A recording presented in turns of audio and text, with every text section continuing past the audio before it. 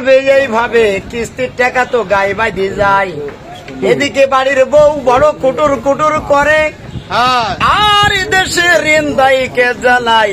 কিছু লোক পলাইতেছে ঢাকায়, রিক্সা চালায় খায়। ঠিক বললাম না বললাম?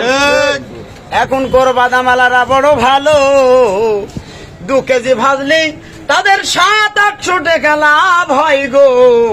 আমাদের গরুর ব্যবসায়ীদের এত বড় কষ্ট আর প্রাণে সয় না।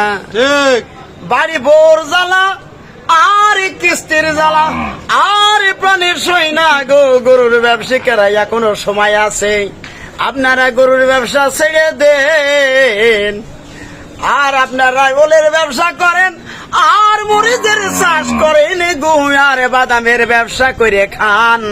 তবু আপনাদের সুন্দরভাবে সংসার চলবে। ঠিক বললাম না ভুল বললাম? ওই যে লালমনি জেলার খোকন পাগল, উনি তো এক কাকসা জমি আবাদ করে না, আর ব্যবসা বাণিজ্য করে না, ওনার খুব সুন্দরভাবে সংসার চলে।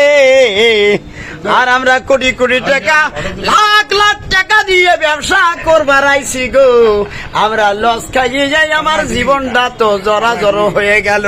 ঠিক বললাম না ভুল বললাম? মদিনা মদিনা আসে গো মুমিনের ঠিকানা, হায় হায় মদিনা মদিনা আসে গো মুমিনের ঠিকানা। মদিনাতে যাইয়া তোমরা, মদিনাতে যাইয়া তোমরা হওগা নবীর দেওয়ানা। মদিনা মদিনা আসে প্রেমিকের ঠিকানা, হায় হায় মদিনা মদিনা আসে প্রেমিকের ঠিকানা। এ কালাম ভাই, কালাম ভাইয়ের কাছে একটা গরু কিনলাম, উনি তো 500 টাকা কম করা তো দূরের কথা, আরো 2000 টাকা ধরে নিল রে ভাই। আমার 2000 টাকা খরচ কইরাই আমি যখন কুষ্টিয়ায় পোষাবো, আমার মনে হচ্ছে যে গরু 5000 টাকা লস হবে। লাভ তো দূরের কথা ফেলে দিলাম, আমরা যা গরু কিনেছি 1 টাকা লাভ হবার নয়।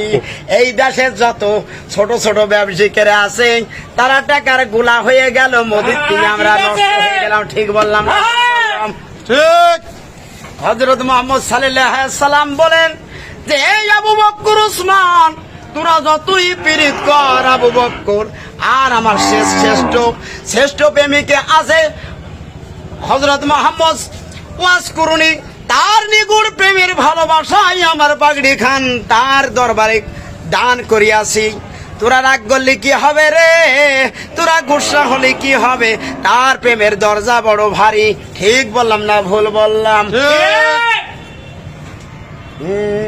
এই দুনিয়া ফানা হবে, জানো না মুসলমান,